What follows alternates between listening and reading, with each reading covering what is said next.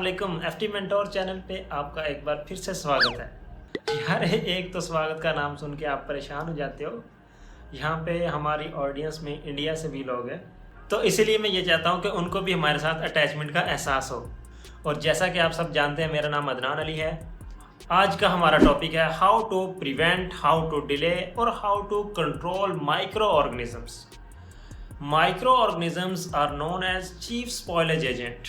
Micro organisms वो spoilage agents हैं जो हर जगह मौजूद हैं और हमें नज़र भी नहीं आते। आज के इस टॉपिक में हम देखेंगे माइक्रो ऑर्गेनिजम्स को किस तरह कंट्रोल किया जाता है ताकि फूड की स्पॉयलेज को रोका जा सके। और एक और चीज़, मेरे यूट्यूब चैनल के साथ साथ मेरे व्हाट्सएप चैनल को भी सब्सक्राइब फॉलो कर लें।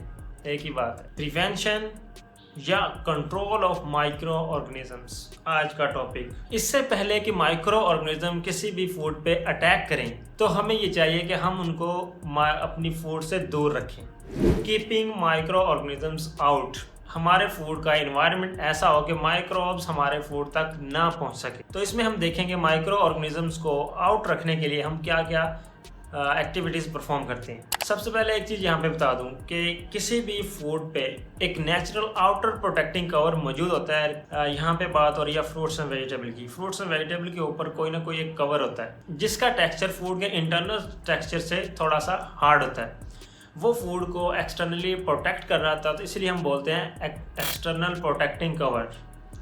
किसी भी फूड के ऊपर, किसी फ्रूट्स एंड वेजिटेबल के ऊपर कोई पील है, किसी एग के ऊपर शेल है, तो कोई भी कवर है या नेचुरल आउटर प्रोटेक्टिंग कवर बोलते हैं। तो उसका मकसद यही होता है कि माइक्रो ऑर्गेनिजम्स फूड के अंदर एंटर ना हो, उसको डैमेज ना करें, उसको ख़राब ना करें। फ्रूट्स लाइक ऑरेंज, बनाना, कुछ ग्रेन्स हैं, उनके ऊपर आउटर प्रोटेक्टिंग कवर्स मौजूद होता है जो कि माइक्रोब्स को उनके अंदर दाखिल होने से बचाता है, माइक्रोब्स के अटैक से बचाता है। स्किन, पील, हस्क, ये सारे प्रोटेक्टिंग कवर्स हैं। Now the question is that अगर आउटर प्रोटेक्टिंग कवर नहीं है या आउटर प्रोटेक्टिंग कवर डैमेज हो चुका है तो हम क्या करेंगे? तो हम इंडस्ट्रियल पैकेजिंग को अप्लाई करेंगे। इंडस्ट्रियल पैकेजिंग के अंदर हम ऐसा पैकेजिंग मटेरियल यूज करते हैं जो किसी भी फूड को प्रोटेक्ट करता है एक्सटर्नली माइक्रो ऑर्गेनिज्म से। हम फूड को पैकेजिंग मटेरियल के अंदर पैक करते हैं और टाइटली सील करते हैं। इससे होता क्या है, माइक्रोब्स की एंट्री रुक जाती है और हमारी फूड महफूज हो जाती है। पैकेजिंग मटेरियल में कौन कौन सा मटेरियल आता है? Tin cans, glass, container, wax coating. अब कुछ प्रोडक्ट्स ऐसी हैं जिनके ऊपर वैक्स कोटिंग की जाती है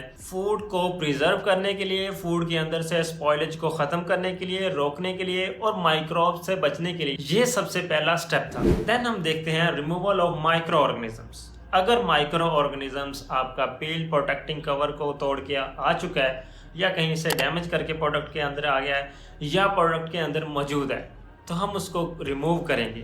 रिमूवल ऑफ माइक्रो ऑर्गेनिजम्स हम रिमूव कैसे करेंगे, कौन कौन सी टेक्निक्स यूज़ करेंगे, कौन कौन से मेथड यूज़ करेंगे, अब इसमें हम ये डिस्कस करेंगे। First, washing and trimming. कोई भी फूड है, for example fruits and vegetables हैं, उनके एक्सटर्नल कवर के ऊपर एक माइक्रोफ्लोरा की एक लेयर होती है। जब हम उसको हार्वेस्ट कर लेते हैं तो उसके ऊपर माइक्रोफ्लोरा की वो एक लेयर मौजूद होती है। तो हम सबसे पहले वो माइक्रोफ्लोरा की लेयर रिमूव करते हैं थ्रू वॉशिंग करके उसके ऊपर से माइक्रोफ्लोरा की लेयर रिमूव हो जाती है।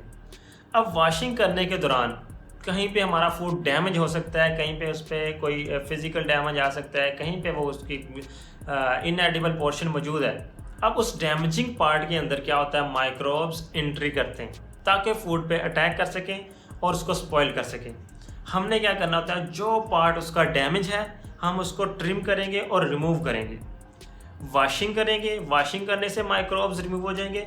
और देन अगर कोई डैमेज पार्ट है, इनएडिबल पोर्शन है, हम उसको ट्रिम करेंगे, तब भी हमारे माइक्रोब्स का जो लोड है वो रिमूव हो जाएगा उस फूड प्रोडक्ट से। Washing and trimming technique fruits and vegetable के लिए यूज़ होती है। फिल्ट्रेशन टेक्निक हमारे पास मौजूद है, वो लिक्विड फूड के लिए यूज़ होती है। अगर कोई लिक्विड फूड है, अब उसको हम वॉश तो नहीं कर सकते या ट्रिम नहीं कर सकते, लेकिन उस पर माइक्रोबियल लोड मौजूद है उसके अंदर, तो हम क्या करेंगे, फिल्टर करेंगे। वाटर, जूसेस, बियर, उसको हम फिल्टर करते हैं माइक्रोब्स को रिमूव करने के लिए। सेंट्रीफ्यूगेशन में क्या करते हैं, हम मिल्क के अंदर से क्रीम सेपरेट करते हैं बेसिकली, लेकिन जब हम मिल्क के अंदर से क्रीम सेपरेट करते हैं तो माइक्रोब्स भी सेपरेट हो जाते हैं क्रीम के साथ साथ। सेंट्रीफ्यूगेशन में एक्चुअल वर्किंग प्रिंसिपल क्या है? सेंट्रीफ्यूगेशन एक ऐसी टेक्निक है जिसके अंदर डेंसिटी बेस पे सॉलिड पार्टिकल लिक्विड पार्टिकल से रिमूव हो जाते हैं। जब बियर बनाई जाती है, शराब बनाई जाती है, तो उसके अंदर यीस्ट मौजूद होती है। Yeast as a culture use होती है। जब फाइनली बियर बन जाती है तब उसमें से हमने यीस्ट को सेपरेट करना होता है। तो उस यीस्ट को सेपरेट करने के लिए सेंट्रीफ्यूगेशन प्रोसेस या टेक्निक यूज़ की जाती है। ये कुछ सिंपल सी टेक्निक्स थी जो फूड के अंदर से माइक्रोब्स को सेपरेट करने के लिए या रिमूव करने के लिए यूज़ होती है। अब अगर हमारी फूड की कंडीशन इस तरह से है कि हम उसके अंदर से माइक्रो ऑर्गेनिजम्स को नहीं रिमूव कर सकते, तो क्या करेंगे? तो next step is creating unfavourable conditions. Micro organisms मौजूद हैं, रिमूव भी नहीं हो सकते। हमारे पास कोई ऐसी टेक्निक नहीं है कि हम उस फूड के अंदर से माइक्रोब्स को रिमूव कर सकें। अगर हम उसके अंदर से माइक्रोब्स को रिमूव करते हैं तो हमारे फूड का टेक्सचर या कंपोजिशन डिस्टर्ब हो जाती है। तो हम कहते हैं कि अच्छा ठीक है, हमने रिमूव नहीं करना, तो फिर क्या करें? तो फिर हम उसी फूड के अंदर माइक्रो ऑर्गेनिजम्स भी मौजूद होंगे, हमारा फूड भी मौजूद होगा एक साथ। हम उसके अंदर हम ऐसी कंडीशंस प्रोड्यूस करेंगे कि माइक्रो ऑर्गेनिजम्स अंदर रहेंगे लेकिन अपनी एक्टिविटीज़ परफॉर्म नहीं कर सकेंगे। जब अपनी एक्टिविटीज़ परफॉर्म नहीं कर पाएंगे तो हमारे फूड को स्पॉइल नहीं कर पाएंगे। बैठे रहने दो, अपना की लेंदे हैं, जो सानू नुकसान ही नहीं पहुंचा रहे तो असी उन्होंने को की लेना देना। अब यहाँ पे 1 मिनट के लिए मेरी बात गौर से सुने। सबसे पहले आपने घबराना नहीं। अनफेवरेबल कंडीशन हम किसके लिए प्रोड्यूस कर रहे हैं? माइक्रो ऑर्गेनिजम्स के लिए। 1 मिनट के लिए समझे कि माइक्रो ऑर्गेनिज्म कौन है। माइक्रो ऑर्गेनिज्म हमारे नन्हे मुन्ने से चुन्नू मुन्ने से दुश्मन है। तो हमने दुश्मन से बचना है या उसको मारना है। तो अगर हमने दुश्मन से बचना है या उसको मारना है तो हमें उस दुश्मन को समझना होगा कि दुश्मन की कमज़ोरी क्या है, खूबी क्या है, खामी क्या है, उसकी प्रॉपर्टीज़ क्या है, उसकी करैक्टरिस्टिक्स क्या हैं और उसकी नीड्स क्या हैं। जब हमें पता चल जाएगा उसकी नीड्स क्या है, नीड एक्चुअली उसकी कमज़ोरी होती है। तो अगर आपको किसी की कमज़ोरी पता चल जाए तो उसको कंट्रोल करना बहुत ही आसान होता है। यहाँ पे माइक्रो ऑर्गेनिज्म की बात कर रहा हूँ मैं।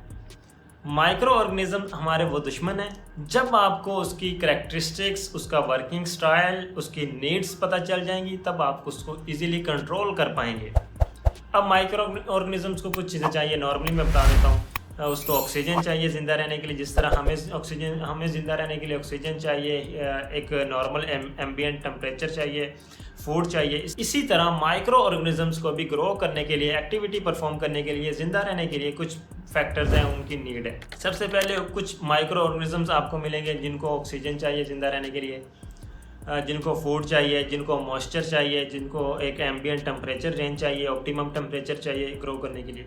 तो इन सारी चीज़ों को समझते हुए हम माइक्रोब्स को कंट्रोल कर सकते हैं। अब ये जितनी उसकी नीड्स हैं हम उसकी नीड्स को कंट्रोल करेंगे, उसकी नीड्स को ख़त्म करेंगे। जब हम इसकी नीड्स को ख़त्म कर लेंगे तब ये हमारे कंट्रोल में आ जाएंगे और ये काम नहीं कर पाएंगे। एनएरोबिक ऐसी कंडीशन को बोलते हैं जिसमें ऑक्सीजन को ख़त्म किया जाता है। फूड को हम पैक करते हैं और उसी पैक के अंदर, पैकेजिंग मटेरियल के अंदर, केन है या कोई पैकेज मटेरियल है, उसके अंदर ऑक्सीजन को हम रिमूव करते हैं, वैक्यूम क्रिएट करते हैं अंदर। जब एनएरोबिक कंडीशन क्रिएट हो जाएगी तब जो माइक्रो ऑर्गेनिज्म ऑक्सीजन की मौजूदगी में ग्रो करते हैं वो यहाँ पे ग्रो नहीं कर पाएंगे।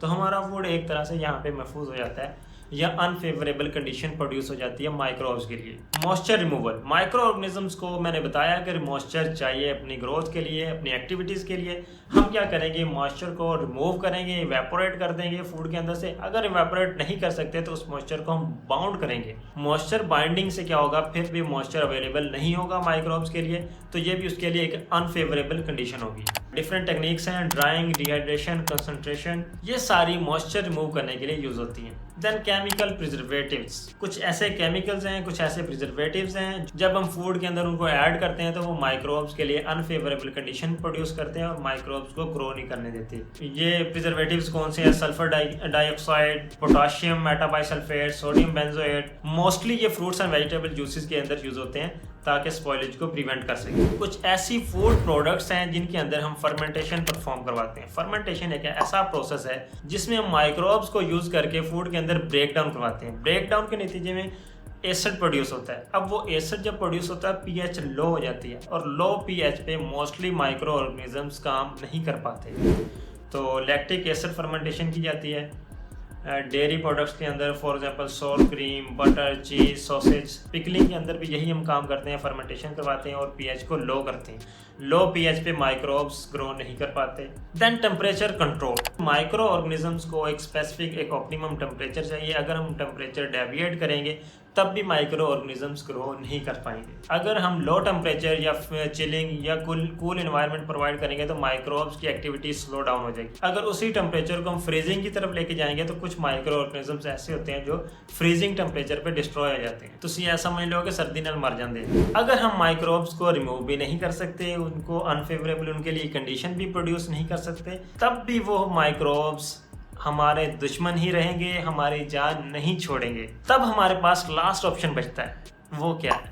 सोचो जरा और बताओ। वो है डिस्ट्रक्शन ऑफ माइक्रो ऑर्गेनिजम्स। आप उनको किल कर दें, गर्दन ला दो हमारी, बस आखिरी ऑप्शन सारे को ही destruction of micro organisms. Micro organisms को किल करने के लिए या डिस्ट्रॉय करने के लिए हमारे पास कुछ टेक्निक्स होती हैं। Heat treatment, microbes high temperature पे किल हो जाते हैं। सबसे पहले हीट ट्रीटमेंट टेक्निक हमारे पास है ब्लांचिंग। ब्लांचिंग एक ऐसा हीट ट्रीटमेंट है, ऐसी हीट ट्रीटमेंट टेक्निक है जो माइक्रोब्स को किल करने के लिए या इन एंजाइम्स को इनएक्टिवेट करने के लिए हम यूज़ करते हैं। ये मोस्टली फ्रूट्स एंड वेजिटेबल के अंदर यूज़ की जाती है। देन अदर टेक्निक है पास्चराइजेशन। पास्चराइजेशन में हम pathogenic form of micro organisms किसी भी लिक्विड फूड के अंदर से वो किल करते हैं हाई टेम्परेचर प्रोवाइड करके। Temperature range 65 to 88 degree. ये टेम्परेचर और टाइम की रेंज डिपेंड करती है नेचर ऑफ फूड पे, ये फूड किस नेचर की है, कौन सी टाइप की है। देन एक हीट ट्रीटमेंट है हमारे पास स्टेरिलाइजेशन। स्टेरिलाइजेशन में हम कम्प्लीटली माइक्रो ऑर्गेनिजम्स को किल करते हैं, all type of micro organisms kill करते हैं। वहाँ पे पैथोजेनिक थे, यहाँ पे ऑल टाइप। इस पे हम more than 100 degree centigrade temperature provide करते हैं और माइक्रोब्स को किल करते हैं। अब हीट ट्रीटमेंट के अलावा हमारे पास केमिकल मेथड्स हैं जिसमें हम केमिकल्स यूज करते हैं। Sulphur dioxide, benzoic acid, propionate baking industry में यूज करते हैं। ये केमिकल्स माइक्रोबियल एक्टिविटीज को रोकते हैं, कंट्रोल करते हैं। Then radiation. रेडिएशन एक ऐसी टेक्निक है, ऐसी ट्रीटमेंट है जब हम फूड पे अप्लाई करते हैं तो उसके अंदर से माइक्रोब्स किल हो जाते हैं, डिस्ट्रॉय हो जाते हैं। इसमें अल्ट्रावायलेट या गैमा रेज का यूज़ किया जाता है। इनको हम जर्मिसाइडल रेज या जर्मिसाइडल एजेंट्स भी बोलते हैं। अब ये रेज क्या करती हैं? जब ये रेज माइक्रोब्स की बॉडी पे स्ट्राइक करती हैं तो ये उनकी बॉडी को रप्चर कर देती हैं, उनकी बॉडी स्ट्रक्चर को, उनके सेल्स को रप्चर कर देती है, मतलब मीन कि उनकी बॉडी को फाड़ देती है। जब बॉडी रीशेप हो जाती है, रप्चर हो जाती है, तो वो किल हो जाते हैं एक तरह से और वो काम नहीं कर सकते। ये तो थे वो स्टेप्स जो किसी भी माइक्रो ऑर्गेनिजम्स को कंट्रोल करने के लिए या प्रिवेंट करने के लिए या रोकने के लिए हम यूज़ करते हैं या डिस्ट्रॉय करने के लिए भी यूज़ करते हैं। एक्चुअली इस टॉपिक में आज हमने फूड प्रिजर्वेशन के प्रिंसिपल नंबर 2 को एक्सप्लेन किया है। प्रिंसिपल नंबर 2 ये कहता है कि फूड हमारी ख़राब होगी माइक्रो ऑर्गेनिजम्स की वजह से। तो हमने देखा माइक्रो ऑर्गेनिजम्स को, हमने डिटेल के साथ समझा कि हम माइक्रो ऑर्गेनिज्म से किस तरह बच सकते हैं। तो प्रिंसिपल नंबर 2 को आज हमने डीपली एक्सप्लेन किया कि प्रिंसिपल नंबर 2 के तहत माइक्रो ऑर्गेनिज्म किस तरह अटैक करते हैं, माइक्रो ऑर्गेनिजम्स को किस तरह रिमूव किया जा सकता है। तो अगर हमने किसी भी फूड के अंदर से माइक्रोब्स को रिमूव करना है तो हम इन सारे स्टेप्स को फॉलो करेंगे और माइक्रोब्स को रिमूव करेंगे। तो इस तरह हमारा फूड महफूज हो जाएगा माइक्रो ऑर्गेनिज्म से। तो ये आज का आसान सा टॉपिक यहाँ पे क्लोज होता है। तब तक अपना बहुत सारा ख्याल रखिएगा। अल्लाह हाफिज़।